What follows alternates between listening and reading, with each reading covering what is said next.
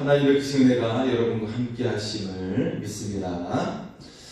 여러분, 쉬는 날, 휴일에 여러분 어떻게 지내시나요? 한국 사람들은 휴일을 보낼 때 다양하게 보내는 것을 볼 수가 있습니다. 어떤 사람은 산에 올라가기도 하고, 또 여행을 떠나기도 하고, 또 어딘가에 관광을 가고, 또 어떤 체험학습을 하기도 하고요. 그리고 어떤 지역의 어떤 축제들, 그런 것들을 가서 또 참여하는 사람들도 있는 걸 볼 수가 있고요. 또 캠핑, 지금도 여전히 젊은 사람들과 또 그 외에도 연령에 상관없이 또 캠핑을 가시는 분들을 볼 수가 있습니다. 여러분 어떻게 쉬는 날 어떻게 보내시나요? 진정한 쉼을 어떻게 누릴 수가 있을까?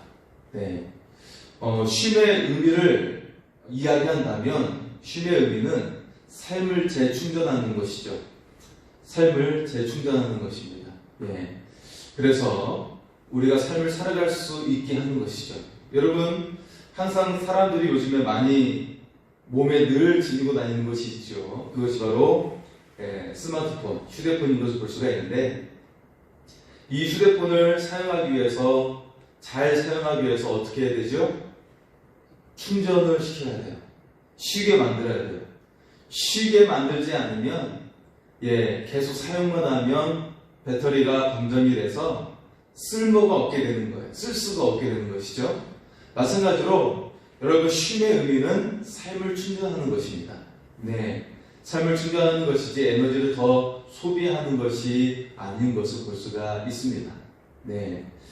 자, 그래서 쉬는 날을 어떻게 보내야 될까? 그것은 이런 질문을 이렇게 바꾸어 볼 수가 있는데요. 그것은 우리의 삶이 충만해지기 위해서 어떻게 쉬어야 할까? 그렇게 질문을 할 수가 있어요. 우리의 삶이 충만해지기 위해서 어떻게 쉬어야 할까? 그렇게 질문을 할 수가 있습니다. 자, 오늘 말씀은 바로 우리의 안식에 대해서 말씀을 하고 있는데, 이 안식을 통해 우리가 얼마나 하나님 앞에서 충만한 삶이 되는지 그것을 말씀하고 있어요. 자, 그런데 이 안식, 우리를 충만하게 하는 이 안식이 어떻게 주어지게 되는 것입니까? 바로 우리를 위해서 가장 고난의 자리, 가장 낮은 자의 자리, 우리를 동정하시고 우리의 그 죽는 것을, 그 영혼이 죽어가는 것을 안타깝게 여기셔서 친히 고통을 당하시고 그 죽음을 경험하신 그 주님께서 우리를 위해 구원의 자리, 은혜의 자리를 만들어 놓으셨어요. 그래서 우리가 그 쉼을 통한 그 충만한 삶으로 나가는 그런 안식을 누리도록 어떻게 해야 됩니까? 은혜의 보좌 앞에 나아가라고 말씀을 하고 있습니다. 오늘 말씀을 한마디로 이야기하면 우리가 그 삶의 그 충만함을 위해서 안식의 자리로 가기 위해서 주님의 은혜의 보좌 앞에 나아가라는 것입니다. 우리의 진정한 안식을 누리기 위해서, 그 삶의 충만함을 누리기 위해서 은혜의 보좌 앞에 나아가는 우리의 삶이 될 수 있기를 소원합니다.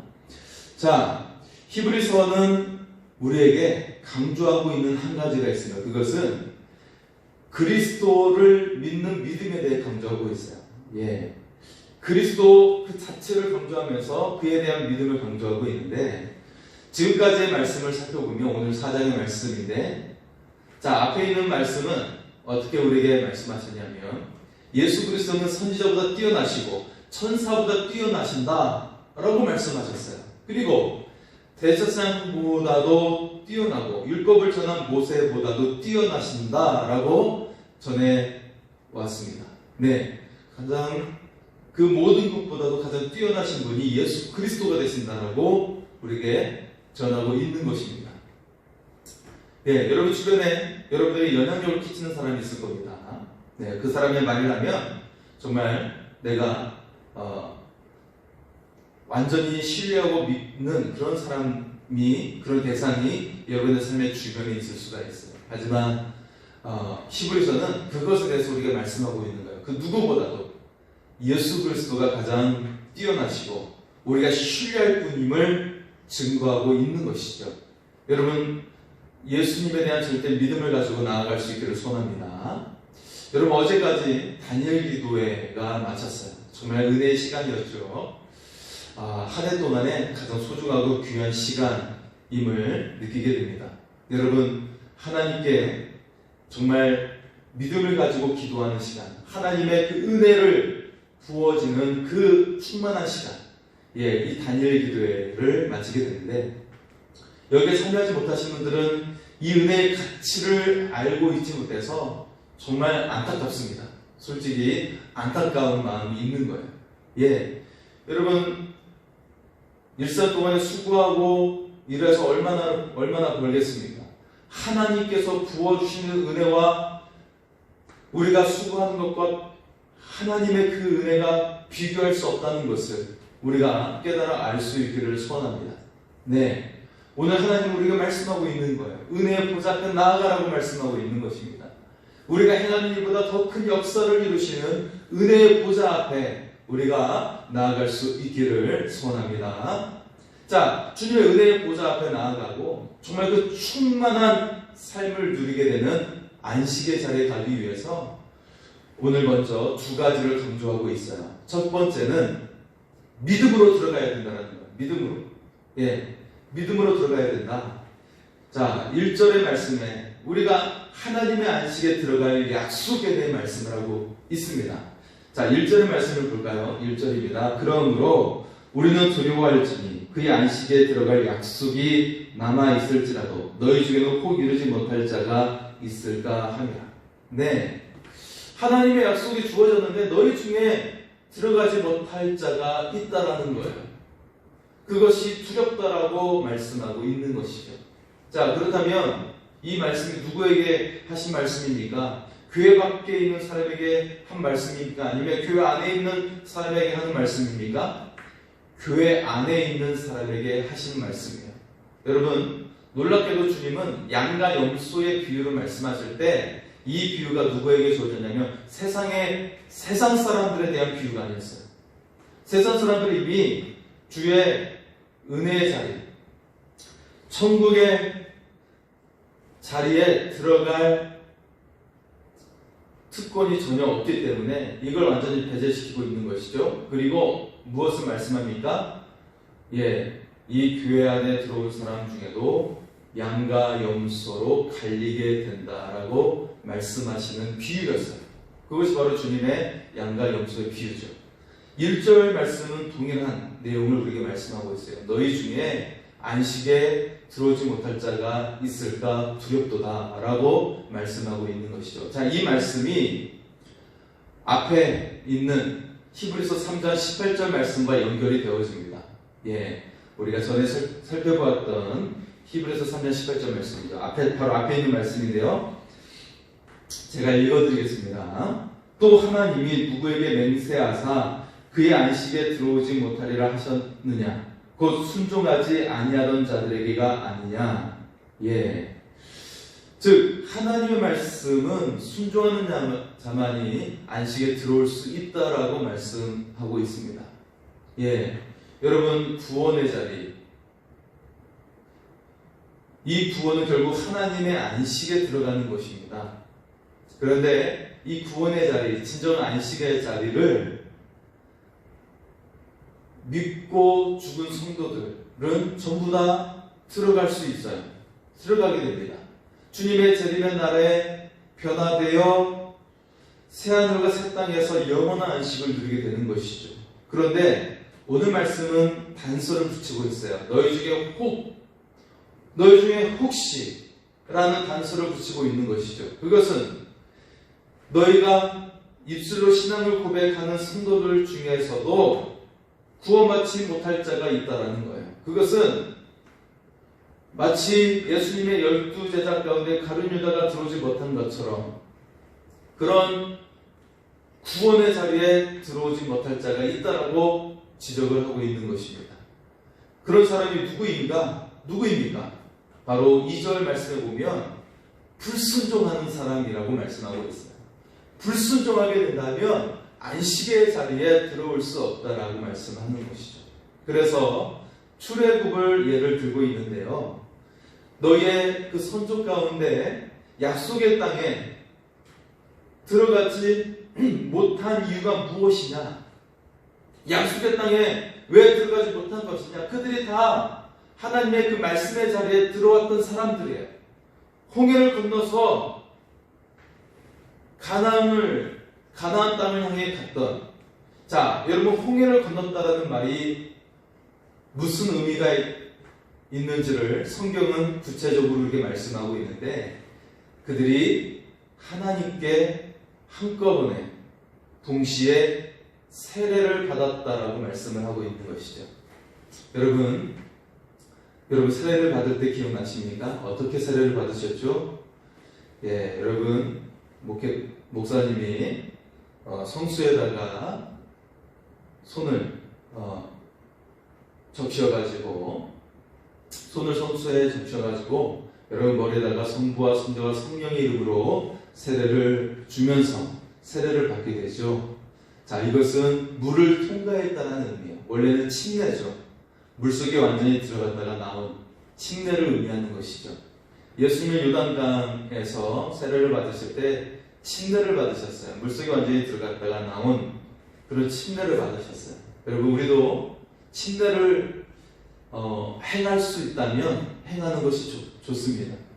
완전히 물속에 들어갔다가 내가 죽음을 의미하는 것을 내가 모든 전인격으로 그걸 체험하기 때문에 그것이 영원한 기억에 남을 수가 있는 것이죠. 예, 오히려 침례교에서 하는 그 침례, 이것이 정말 우리 주님께서 원래 받으셨던 세례였던 것이죠. 예. 여러분, 물속에 완전히 들어간 거예요. 이스라엘 백성이 홍해를 지나갔다는 것은 그렇게 물속에 한꺼번에 들어가서 홍해 바다에서 나오게 되면서 세례를 받게 되었다라고 성경은 우리에게 구체적으로 말씀을 하고 있습니다. 그런데 그렇게 하나님의 백성이 모두 되었다라는 거예요. 홍해를 지나면서 그 물 사이로 지나면서 하나님의 백성이 모두 되었어요. 모두 다 세례를 받았어요. 그런데 그 하나님 백성 중에 가나안 땅에 들어가지 못한 자가 여호수아 갈렙만 빼고 전부였어요. 나머지는 그 다음 세대만이 들어갈 수 있었어요. 여러분, 이걸 말씀하면서 우리에게 하시고자 하시는 것은 불순종하며 아무리 교회 울타리 안에 들어온 사람이라 할지라도 구원의 자리에, 안식의 자리에 들어갈 수 없다라고 엄중하게 말씀을 하고 있습니다. 순종을 우리에게 말씀하고 있는 것입니다. 믿음을 우리에게 말씀하고 있는 것입니다. 그들이 말씀을 들을 때에 믿지 아니함으로 그 약속의 땅에 들어갈 수 없다는 거예요. 이 약속의 땅은 천국을 상징하고 있는 거예요. 네. 그 하나님의 말씀을 받을 때 그 믿음을 받지 아니하고 그 순종함으로 받지 아니하면 약속의 땅에 들어갈 수 없다라고 말씀하고 있는 것이죠. 여러분, 우리가 하나님의 말씀을 들을 때에 내 삶으로 연결하지 못하고 믿음으로 받지 아니하면 하나님의 백성이 아니라고 말씀하고 있는 것입니다.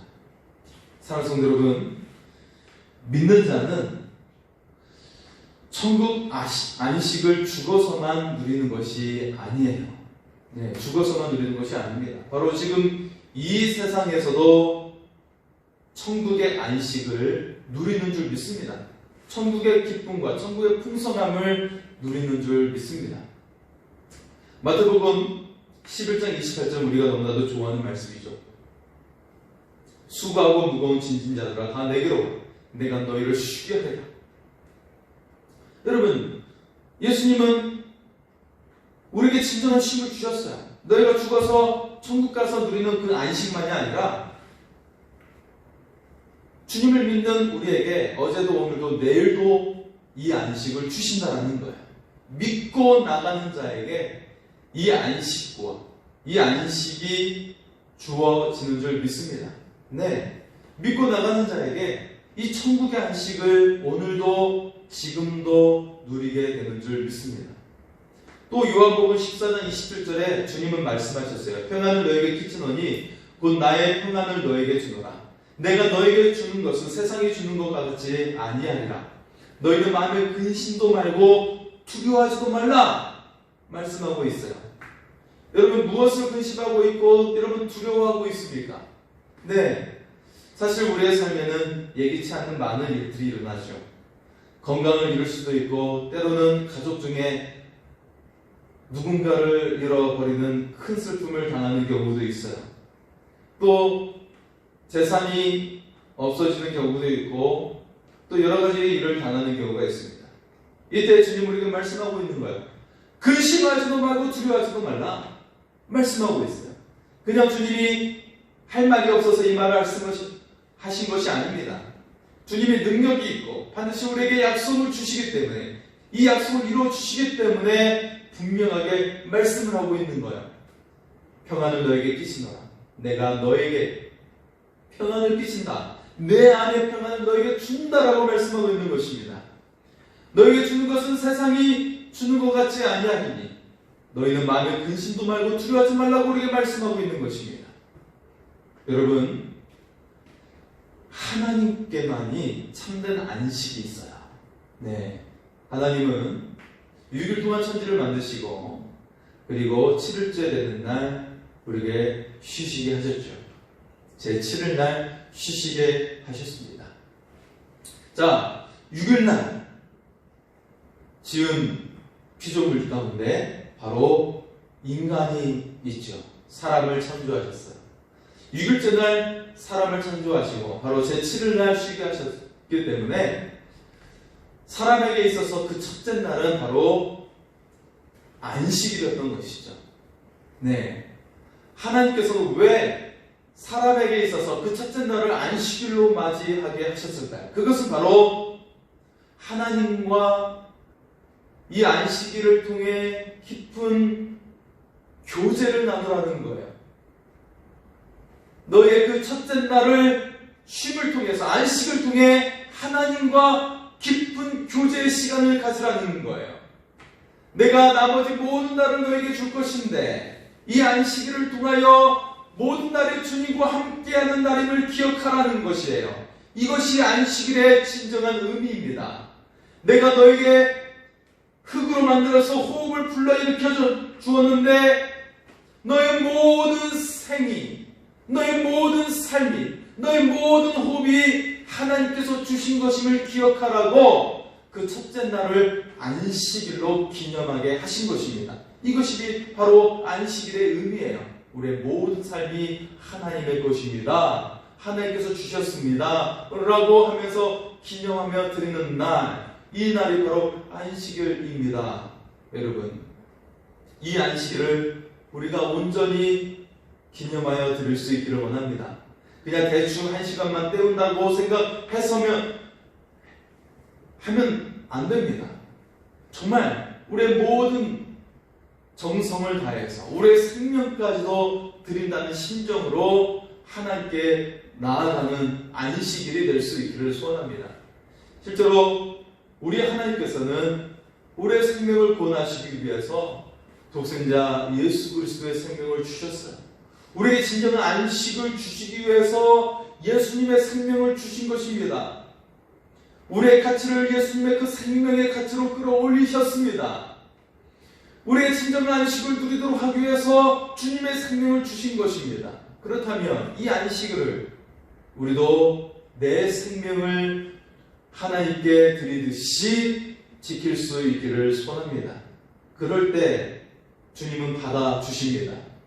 우리의 안식을, 우리의 예배를 주님께서 비로소 받아주신다는 것입니다.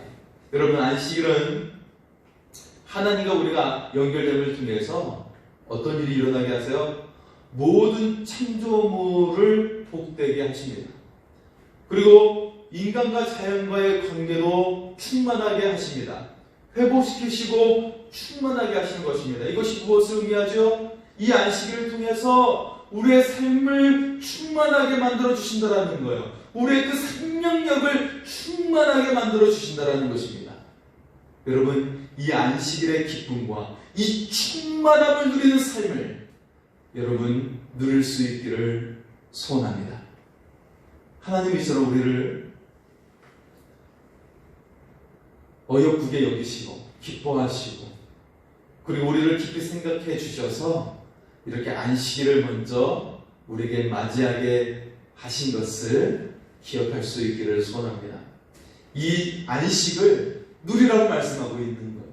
이 안식일의 진정한 기쁨과 놀라운 약속과 충만함을 우리에게 누리라고 말씀하고 있는 것입니다. 여러분, 하나님 안에서 믿음으로 진정한 안식을 누릴 수 있기를 소원합니다. 이 안식일은 바로 믿음을 통해서 누릴 수 있다는 거예요. 예수님이 나의 구주 되심을 믿음으로 누릴 수 있는 것이고 하나님이 나의 아버지 되심을 믿음으로 누릴 수 있다는 것을 우리가 기억할 수 있기를 소원합니다. 여러분, 안식이 바로 예수님 되십니다. 한번 따라서 할까요? 예수님이 나의 안식이 되십니다. 한 번 더 따라서 할까요? 예수님이 나의 안식이 되십니다. 이것을 믿음으로 여러분 충만함을 누리는 여러분의 삶이 될 수 있기를 소원합니다. 진정한 평안을 누리는 안식을 누리고 하나님께서 그 충만케 하시는 삶을 누릴 수 있기를 소원합니다. 두 번째로 우리가 말씀하시는 것은 순종으로 안식의 자리에 들어간다는 것. 다른 말로 순종으로 하나님의 은혜의 보좌 앞에 들어가게 된다는 것입니다. 자, 하지만 이 정확하게 말하면 이 은혜의 보좌는 바로 예수님의 은혜의 보좌입니다.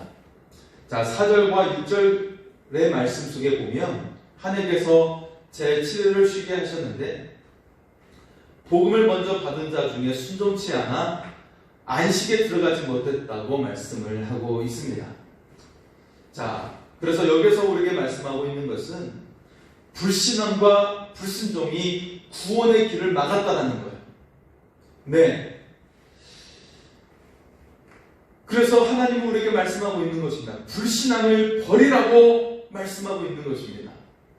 자, 7절에 이렇게 말씀하고 있죠. 7절 말씀을 보면요. 오늘날 너희가 그분의 음성을 듣거든 너희 마음을 완고하게 하지 말라. 주의 말씀에, 주의 음성에 순종하라고 말씀하고 있는 거예요. 네. 너희 마음을 깜빡하게 만들지 말고 주의 말씀을 순수히 받으라고 말씀하고 있습니다. 그러면서 8절에 여호수아가 등장하는데요. 그를 통해 안식일을 주셨다라고 의미하고 있는데 여러분, 여호수아의 이름.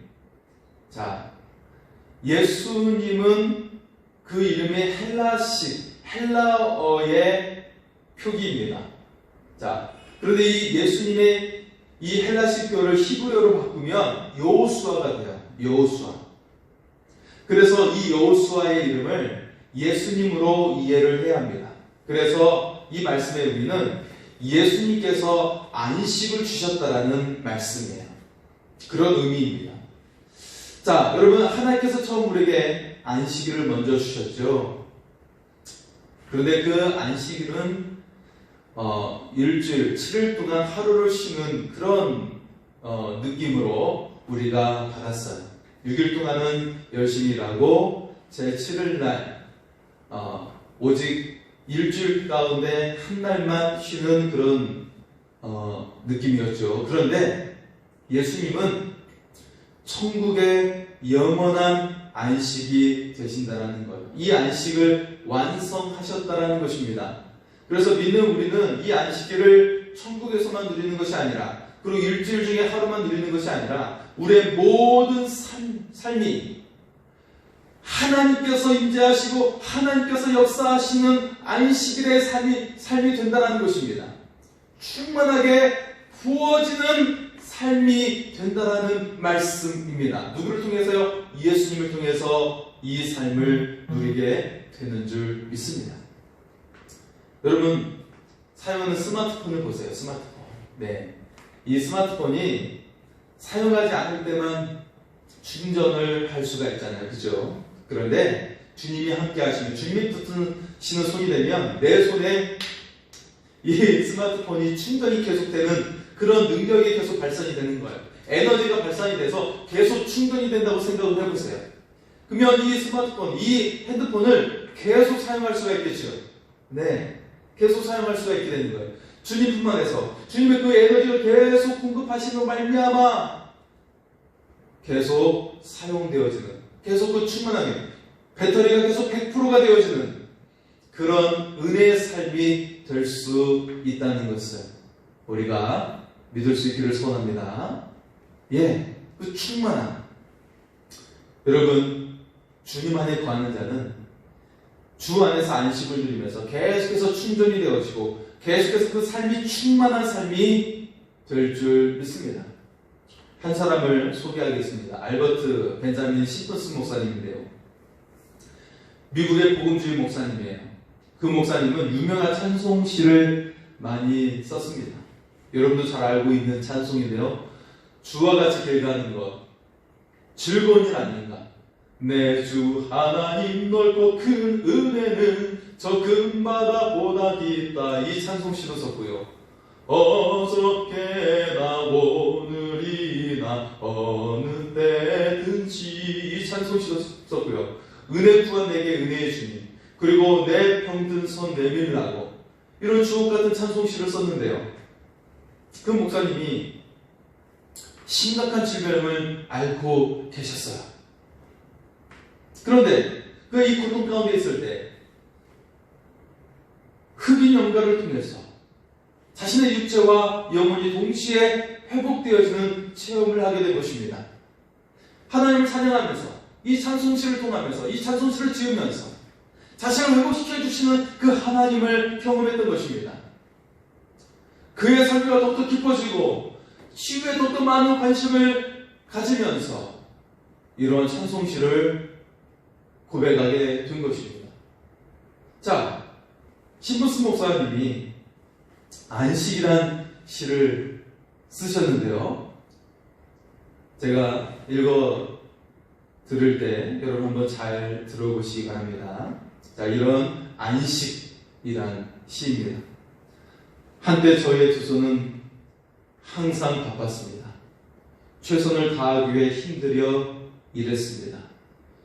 이제 제 가슴은 포근한 믿음 속에 있으며 제 영혼은 안식 속에 있습니다.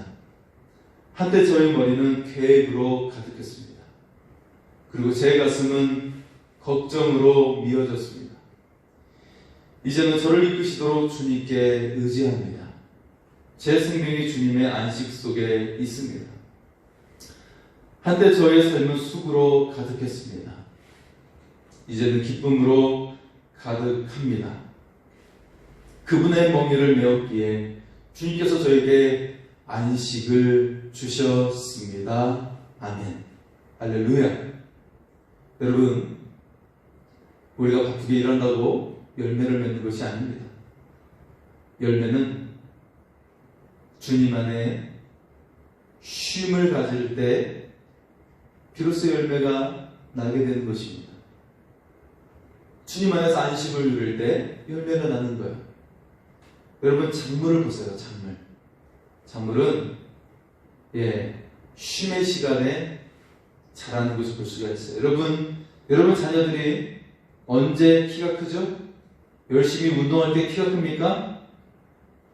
밥을 먹을 때 키가 큽니까? 아니요, 안 큽니다. 언제 그다음에 잠을 잘 때 큽니다. 안식을 누릴 때 크는 것입니다. 여러분, 하나님 안에 안식을 누릴 때 열매를 맺습니다. 하나님 안에서 안식을 누릴 때 자라게 되는 것입니다. 바쁘게 일한다고 결코 성장하지 않습니다. 오늘도 주님은 우리에게 말씀하십니다. 수고하고 무거운 짐진 자들아 다 내게로 오라. 내가 너희를 쉬게 하리라. 나는 마음이 온유하고 겸손하니 나의 멍에를 메고 내게 배우라. 그러면 너희 마음이 쉼을 얻으리라. 할렐루야. 우리가 주님 안에서 우리의 모든 짐을 내려놓고 쉴 때 진정으로 쉼을 얻게 될 줄 믿습니다. 진정으로 큰 열매를 맺고 성장하는 여러분의 인생이 될 줄 믿습니다. 여러분의 충만한 가족이 되어 나오게 될 줄 믿습니다. 자, 10절과 11절의 말씀 한번 볼까요? 10절과 11절입니다. 이미 그분의 안식에 들어간 자는 하나님께서 자신의 일을 쉬신 것 같이 자신의 일을 쉬느니라. 그러므로 우리가 저 안식에 들어가기를 힘쓸지니 이는 누구든지 저 순종치 아니하는 본에 빠지지 않게 하려 함이라. 이미 그분의 안식에 들어간 자는 예수님을 믿고 죽은 성도들을 가리키고 있는 거예요. 그들은 이미 지금 천국에서 기쁨과 평안을 누리고 있는 것입니다. 그러므로 주님 안에서 죽는 자들은 복되도다라고 성경은 말씀하고 있어요. 자, 그래서 11절에 그러므로 저 안식에 들어가기를 힘쓰자라고 권면하고 있는 것이죠. 이 말씀을 오늘 1절에서 13절까지의 말씀을 한마디로 요약하고 있는 거예요. 네. 안식에 들어가기를 힘쓰자. 한번 따라서 할까요? 안식에 들어가기를 힘씁시다. 안식에 들어가기를 힘씁시다. 네. 안식에 들어가도록 힘쓰는 것입니다. 이것을 다른 말로 이야기하면 주님의 품에 안기는 거예요. 주님께 예배하는 것입니다. 똑같은 의미입니다. 안식에 들어가는 것으로 힘쓰는 것은 주님 품에 안기는 것이고 주님께 예배하는 것입니다. 이것은 똑같은 말입니다. 여러분, 예수 그리스도 안에 거할 때만이 구원받아 누리는 천국의 안식을 누릴 수가 있습니다. 그리고 지금도 누리게 되는 삶의 안식을 누리는 줄 믿습니다. 바로 주님 안에서만이 이 안식을 누릴 수 있다는 것입니다. 자, 12절과 13절에서는 하나님 말씀으로 우리가 회복이 되어지고 그리고 온전히 안식을 누릴 수 있음을 말씀하고 있어요. 여러분 너무나도 잘 알고 있는 능력의 말씀 12절의 말씀이죠. 12절 말씀을 한번 볼까요? 같이 읽겠습니다. 하나님의 말씀은 살아있고 활력이 있어 좌우의 날선 어떤 검보다도 예리하여 혼과 영과 및 관절과 골수를 찔러 쪼개기까지 하며 또 마음의 생각과 뜻을 판단하나니 할렐루야. 여러분 하나님의 말씀은 살아있고 그리고 살아서 움직입니다. 생명력이 그 속에 있습니다. 그리고 우리의 영과 혼과 몸, 전 인격의 문제를 진단하고 치유하고 회복하시는 말씀입니다.